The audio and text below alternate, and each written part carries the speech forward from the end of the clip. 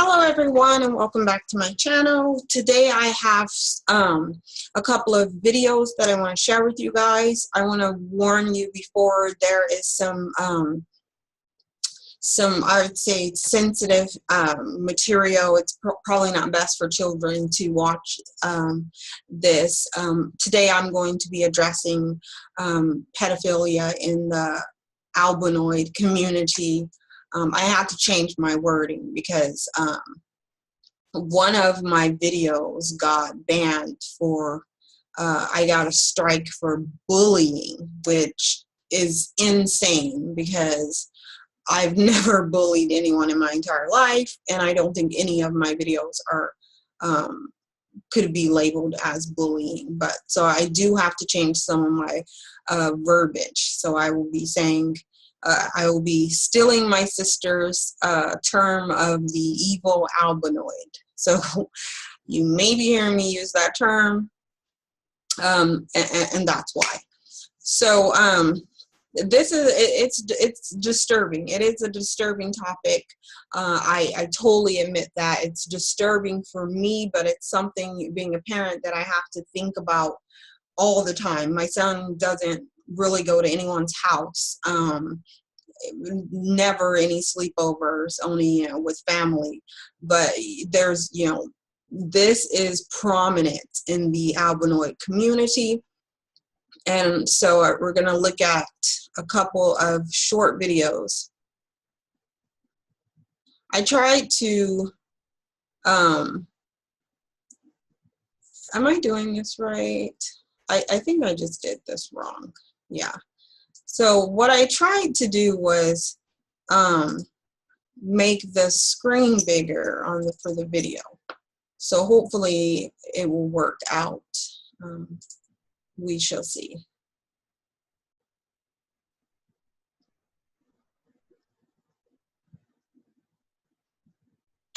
A man named Jack McClellan has created a website called Girl Love, which instructs pedophiles as to how to confront little girls and how to avoid police. After being available for about 2 years, the site was shut down by the provider last week as a Fox investigation zeroed in. However, so I just have to say, it took them 2 years to delete that video, that link, but it took them like, what, a week to delete my video? So this is the evil albinoid ran society right here. It really is. Fox News correspondent Dan Springer did confront McClellan about his disgusting lifestyle. If you said, screw it, I'm going to act on my urge and take the consequences and hope I get away with it, you would do what to a child? If there wasn't any law, if I didn't have to worry about the law? That's right. Well, I'd probably, I don't know if I could succeed, but I'd probably be out there trying to establish some sort of relationship with a girl within what they call the age of attraction. What's your age of attraction? Approximately 3 to 11. I guess the main thing is just think they're cute. He's disgusting, and like I said, this is very disturbing. I'm trying to bring the screen back in because I can't. I just couldn't see, and for some reason it won't let me bring it out just a teeny bit. Maybe this is something I'll work on a later video because it's not working right now. So I'm just like trying to bring it back into 100. Yeah, it's not working. It should be resetting. There it goes. Okay, so we'll try the rest of this. Again, so in case you guys didn't hear this disgusting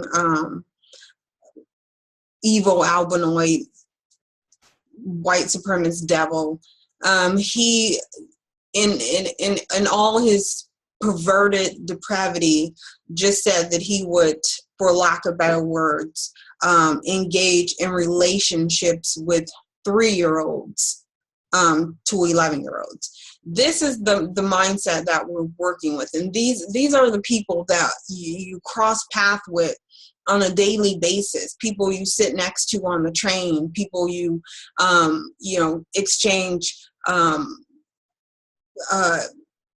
like glances and within a store. These are those people.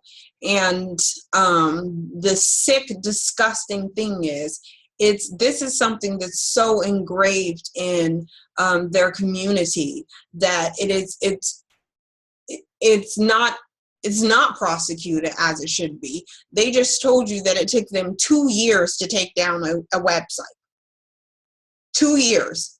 But put up something put a video of that's anti-white supremacy, they're right on top of it so fast.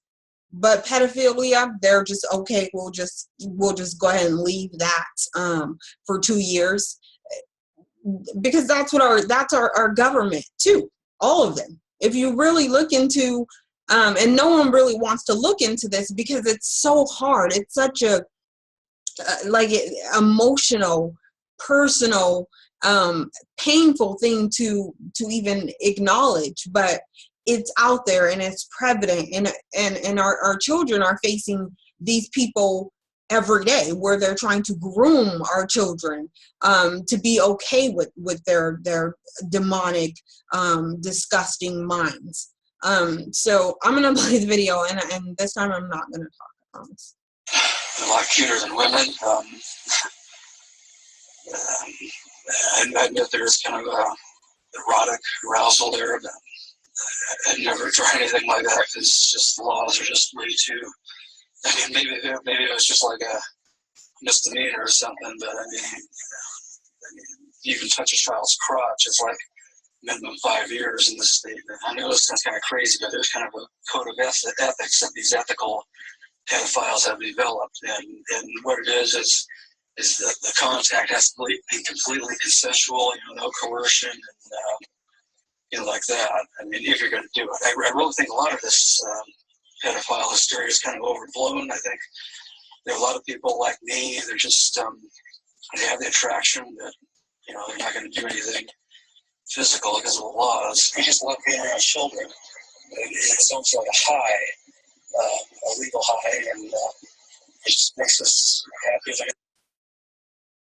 So there's that disgusting, just demonic. This is another thing that's really personal for me. So it's really brings out these anxieties and anger. But when I tell you these people are terrorists, it's for lack of better words. It really is, because there needs to be a new word that's invented to describe these Albinoid people. Even whether they're human or not is I don't right now. I'm questioning, because when you dig into their psychology, it's mortifying. It really is, and it just gets worse and worse the farther you dig. Let's watch this other video right here. And again, I haven't seen these videos because not gonna watch them twice. There was nothing distinct about the packet allegedly dropped in the doorway in the calm of the morning just outside Des Moines, Iowa. I thought, oh, how nice. Somebody left me something for my birthday. It was only when Noreen Gosh said she looked inside the parcel that she was taken back. Nearly a quarter of a century to the day, her 12-year-old son, Johnny, became the face of America's missing children. I opened it up and pulled out the pictures, and the top one was of Johnny alone, bound and gagged. And then when I looked at the second picture, there's not only my son laying there, but there's two other boys. I feel for Miss Gosh. West Des Moines Police Lieutenant Jeff Miller. The last 24 years, we've received leads. So far, nothing has turned up that's going to tell us where Johnny Gosh is. Johnny Gosh was about to deliver newspapers on his route here in this unassuming neighborhood in West Des Moines while his mom and dad were still asleep. It was September 5th, 1982. What would happen next would strike fear into the hearts of parents everywhere. He came around the corner down here, pulling his wagon full of papers, and he stopped right in front of this house. Noreen contends a stranger then pulled up to the curb and dragged her son into a car. About a year and a half after the kidnapping, We got a phone call one day, and there was a young boy crying and asking for help. From that point, Noreen says the trail went cold.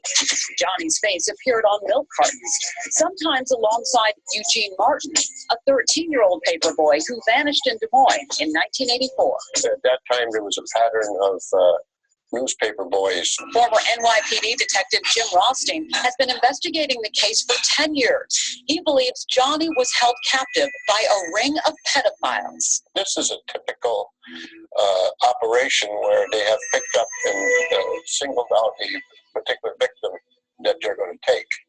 For more than a decade, Noreen kept her porch light on, waiting for her son to return.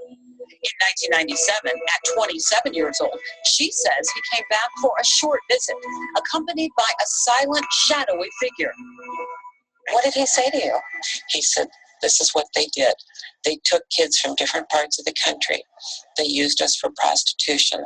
They made us be with pedophiles for money. But the meeting ended almost as quickly as it began, and Noreen claims she found no trace of her son until August 27th, when the mysterious photos allegedly appeared on her doorstep. When these pictures finally came forward, it just verified that what we have been working on was probably factual. Or was it? Knowing these disgusting devils, it's sick, but I wouldn't put it past her to have been involved in this or made up the story. She doesn't seem credible. Like, it's disgusting. The whole situation is disgusting, but for me, she does not seem credible. But we're still going to watch the rest of this. And I know that it's an old video, but this is not an old issue. This is an everyday. If anyone has been watching that Subway guy, Jarrett from Subway, that he got caught actually molesting children, and the FBI watched him, followed him, and collected evidence for 4 years while he molested children. So they knew for 4 years and allowed him to do this for 4 extra years, because this is the government and they were doing it too. Your government does it, your president, your kings or queens or whatever those people are, they have clubs, they have it's like a extracurricular activity for these albinoid people. And so even though this video is old, this is up to date, today's stuff. This is them today. Is someone reaching through time to send a mother a clue about her missing child? Or are these disturbing images part of some twisted hoax? I was shocked to see the photographs. Florida investigator Nelson Zalva claims he saw the same photos while working for the Hillsborough County Sheriff's Department several years before Johnny Gosh's disappearance. I identified the kids, identified the man who was taking the pictures. That's my recollection. As unsettling as these pictures are, Zalva says the children insisted they were models and nothing more. Sorry I can't give you names because it was 28 years ago. Still, an Iowa crime lab continues to examine the photos. Most people don't even believe these things exist, and that's the biggest problem we have. Nobody wants to believe it. And Johnny's mother still believes these photos are real and are of her son. She is waiting to hear from investigators in Iowa as they continue to double check what's going on. Like, how do you not know if something's your son? Like, I just don't get that. Another thing that I wanted to talk about, there was an article really quick, but I'm not really going to read it.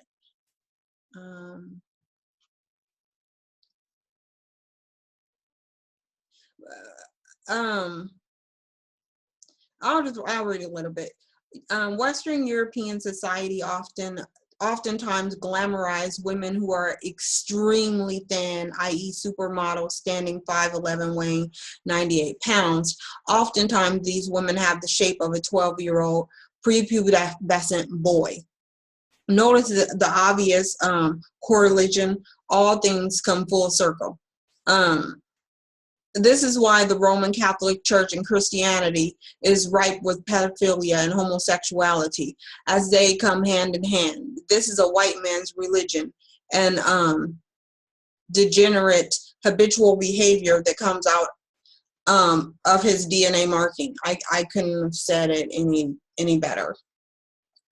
Let's not forget that the white man invented the gay flag. He invented sex change surgery. He is the first to attempt to marry another person of the same sex. He founded every gay community in every nation. He organized all the gay parades and marches. The whole gay world is a white thing, or shall I say an albinoid thing. Gayness is seen worldwide as a white thing. Even though there are gays of every race, this is more of a white guy thing than any other. So I'm not going to read the rest of this. I'll leave the link to this in the description box if I take it out right now, because if I don't, I'll forget. But I don't care if someone's gay. Honestly, I could care less, as long as you're of 18 or older and you can make the decision to be in the relationship on your own. And then do whatever you want to. But have you noticed that while Donald Trump was signing these executive orders, he lowered the age of consent for intercourse? Like, it's not a coincidence that out of all the things in the world that's going on, you want to take time out to lower the age of consent. And this is why I'm bringing this to your attention, because we need to protect our children, and in so many different ways. That is that these pedophiles are in your kids' schools, they're in their churches, they're in the bathroom. For me, I don't even allow my son to go in the men's bathroom by himself. Like, he needs to go into the women's bathroom with me, because I don't know what's going on. And if anyone wants to say, oh, you're just paranoid, there is a website, and I'm not sure what the address is, but there's a website that you can put your zip code in, and it will show you red dots of every registered sex offender. So and I've done that. Washington has one of the highest concentration of registered sex offenders. But keep in mind, registered only means that they've gotten caught, or not even that they got caught, but they got charged. And we all know that these albinoid men are very, very likely to not be charged. So they're more likely to not be charged for the crimes that they commit than they are to be charged. So if you do decide that you want to put your zip code in and see who's registered in your area, just know that you're only seeing maybe 25% of the actual amount of pedophiles out there, because it's not, if you're not caught, then you're not on there. You're not on the registry. And some people, I don't know if there's like a time amount that you have to register, or whether it's life, but I know that people can get off the registry. And then obviously if they're not charged, and now since Donald Trump wants to lower the age, we don't even really look at the laws on that, because normal people, you just think, okay, if it's not an adult, then that's, you just don't like even have an attraction for a 3-year-old. Like, that is demonic, disgusting. Those people should be just shot in the head. I wouldn't waste any time on anything else, but just execute them and get rid of them, because that is a mindset that is very dangerous. It's a bell that you cannot unring, and that's why for me, I don't risk it. I don't risk it because you cannot go back and unring that bell for that child. It's done. And so these people should be executed, like just shot right in the head. But the sucky thing is that even though, and I didn't show you that page, but one of them was FBI statistic that state that 80%, over 80% of pedophiles, child molesters, and sex offenders are evil albinoid men. So anyone that wants to look that up, it's completely, it's right there. Everybody has the internet, so it's not something that I can just throw out there, and it's not factual. It's factual, and it might have shown on that page that we looked at where those videos were. But again, pretty easy. You just type in you know, the information, and you'll get the FBI statistics. Just go on their website. But even though we know that is the majority, if we pushed to get stricter laws, and let's just say we did get a law passed where if you're caught being a pedophile or, you know, child molester or a sex offender, that you just get executed on sight, then you'll just see like this epidemic of black men being charged with made up crimes. And that's the sucky thing with even just trying to push for harsher laws. You know, they're going to be used against black people and not the way that they should be. But you need to really be disturbed that, you know, your president came into office and within his first week he lowered the age of consent for minors. That tells you something. And if you look into the history of the evil albinoid, pedophilia, it has been ingrained so deep and seated. Even if you go back to ancient Rome, little boys were the thing for them.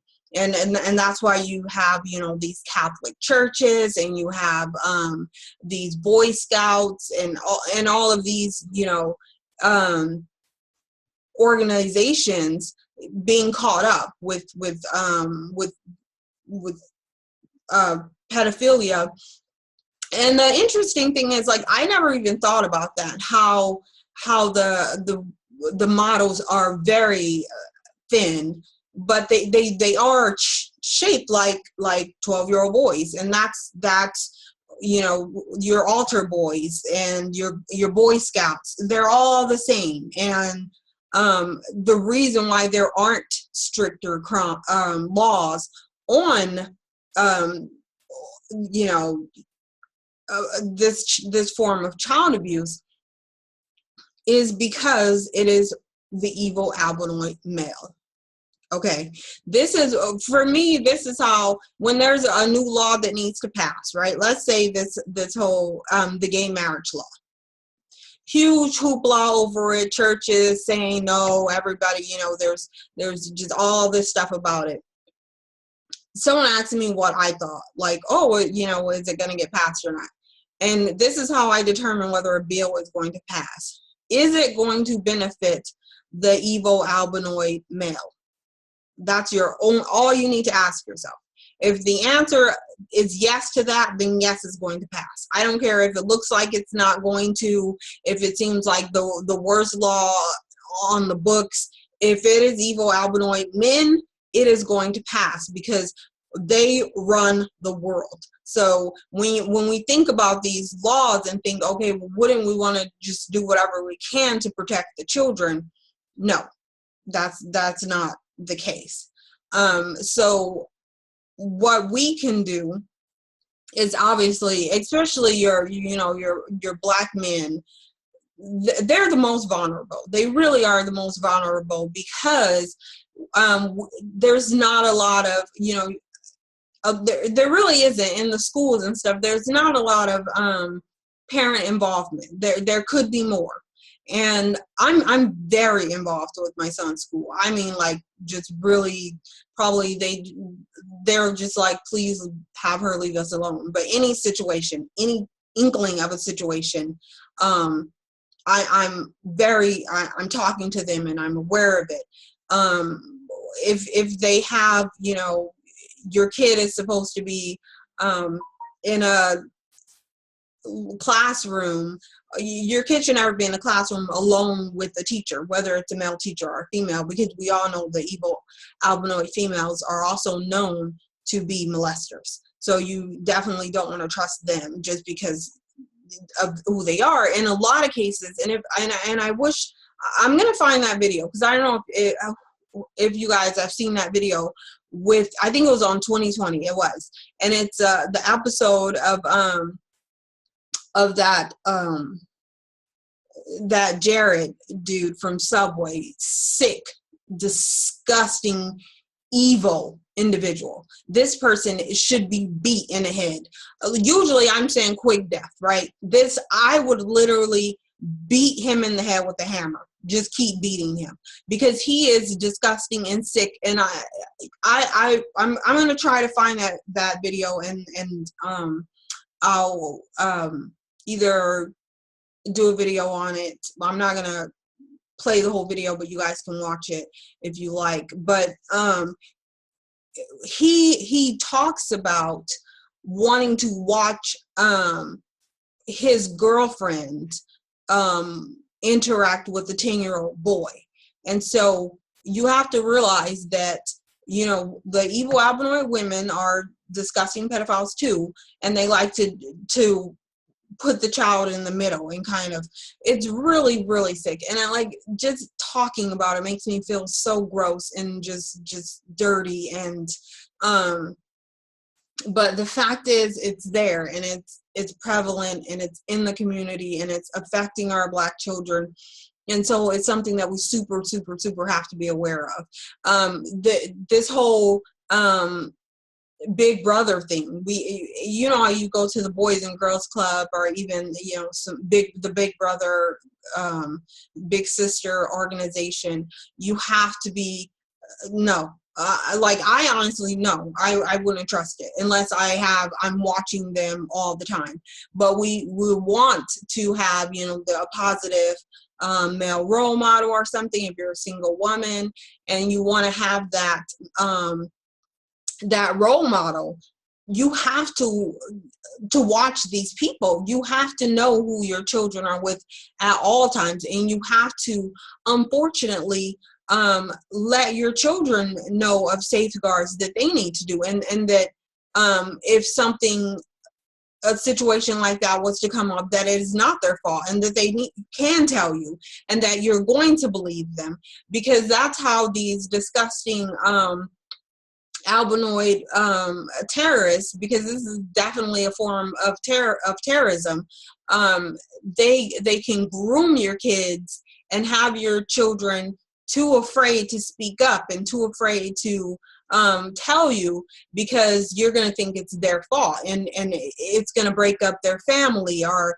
you know, there's always all of this stuff that they'll tell these children in order to keep them quiet. And so we really have to have those talks with our kids. And it can't just be one talk, sadly. It needs to be an ongoing dialogue of what's okay and what's appropriate. And even, sadly, when I can't, you know, let my son go to spend the night at his friend's house, I have to explain to him why. And that I can't risk that I can meet these people outside and stuff, and you're not gonna know. Like, just because you had coffee with you know, Becky or John doesn't mean that they're not bad people, and it doesn't mean that they're not going to violate your child. And so that is one big thing that we need to do, is protect our children and giving them knowledge. Really, knowledge is power, and it needs to be age appropriate knowledge. Obviously, you can't just go and you know, tell your 3-year-old, you know, explain to them what child molestation is. You're not going to do that, because they're 3 and they're not going to understand it. And even with an 8-year-old, you're not going to go into detail, but you can say, you know, no one's is to touch your privates. If they try to, it's their fault. It's not your fault. You can talk to me. I'm going to believe you. There are child appropriate ways to discuss stuff like this, but to leave our children vulnerable and without any knowledge of what's going on and without any boundaries of and what's appropriate and what's not appropriate, then we just leave them pretty much opened for whatever. And we know if people have been watching just any news, because as I said, I don't watch mainstream news on television and stuff like that, but you will see teachers coming, getting caught in relationships with kids. And now it seems like there's been an epidemic of evil albinoid women engaging in this sick, disgusting behavior. But it's to no surprise. It really isn't a surprise, because it's something that they've been engaging in for, all the way back to the Roman times, and probably as far as back as you can even possibly think of. Even with their whole, this is something that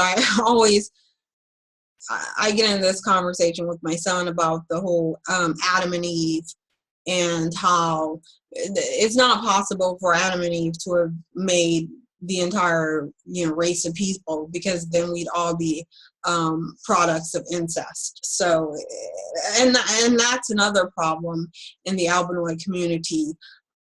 It really is. I was just watching Judge Judy, I think. Yeah, it was Judge Judy. And there was an incident where the plaintiff and the defendant were related. Their children were related. They're like one of their grandfathers was the other one's uncle. And so they told their kids, you guys can't be flirting and trying to go out with each other. And Judge Judy thought that she should yell at the parents and say, you guys did the wrong thing. They're just cousins, second, third cousins. It's fine. And it's like, in their community, it's fine. And in the Black community, we don't practice incest. It's disgusting. It's not something that is okay. As far as I'm concerned, I haven't really met a lot of not really any Black people that thought, marrying or dating or procreating with your cousins is okay. But in the evil albinoid community, stuff like this is just the norm. You can marry your 12-year-old cousin when you're 50. Like those are things that are actually legal in America, and it's legal because the evil albinoid male wants to be able to do this. And so people don't know this, but if you, in certain states, and majority of the states in America, you can marry a child that's 12 as long as her parents consent. And you would think, oh, well, that would never happen because it's ridiculous and it's 2017. Who's going to, marry off their 12-year-old to some 50, 60-year-old man? But it happened way more than you could ever even imagine. And definitely in these evil albinoid communities, and definitely in these religious sects. In these albinoid devils use religion to justify every disgusting, evil, deplorable thing that they do. And so in these religious communities, pedophilia is huge. I mean, it's everywhere. And they just use it as, oh, well, we married the 12-year-old first. Or even younger than that. There's been incidents where it's a 9-year-old or a 10-year-old or an 8-year-old, and they're marrying them off and saying that, okay, so now we're not pedophiles because we're married. And it's the state, our laws back them and say, no, it's illegal. And it's disgusting. And this white supremacist terrorist world that we live in, is so infected by this disgust and just repulsive behavior. It really is repulsive, and it's hard to talk about, and it's hard to learn about, and it's hard to even know. But it's like this struggle between is it better to have the knowledge of what you're dealing with, or to just kind of be blindly content, because you're not going to be happy if you're black. I don't see how any black person can be happy in living in this white supremacist nation, this white supremacist world. I don't see how. I don't care how much money you have, seeing your people killed on the street cannot possibly bring you happiness and let you stay content. It can't be. But back to the subject. It's really important to talk to our children. It really is. And I think every there's way too many instances where there's children being violated by white supremacist terrorists. It's too much, and we have to do something about that in order for us to have a healthy mind. And I think that's going to be our key to true freedom, is having a healthy mind. Once we free our mind and it's healthy, and it can't be healthy going through something like that. Once that bell's rung, it's done. It's in there. And I'm not saying that you're doomed, or you might as well commit suicide. But I'm saying that's written in stone. It's there, and it's there forever. So it's best if we can do whatever we can to prevent that from happening, so that our next generation can have a healthy mind. Even the knowledge of all the stuff that these evil albinoids are doing and what they stand for and who they are, even though it sucks to hear it, and for me it physically hurts to hear it, it's going to help your mindset. It still is beneficial, because it helps our mindset to combat all that, all the lies and the negative depictions of the black community, telling us that we're, there are things that the stuff that they're telling us that we are not. We're not criminals. We're not violent. We're not ignorant. We're none of those things. And so we really do need to see how evil they are, and how savage and deplorable and disgusting that, this just sea of degeneracy that runs rapid in the albinoid community. Knowing that and seeing it, and it is very beneficial in changing our mindset and helping us to have a healthy mind. So thank you guys for watching this video. Please share it. I know I say this a lot, but we really do need to get this stuff out there. There's too much negativity that is out there showing black people as bad, and these fight videos and all of that stuff. Those aren't the stuff that we want to go viral. We want this stuff to go viral. This educational anti-white supremacy, that's what we need to go viral. So please share these videos, like, comment, and subscribe, and I will see you in the next video. Thank you so much.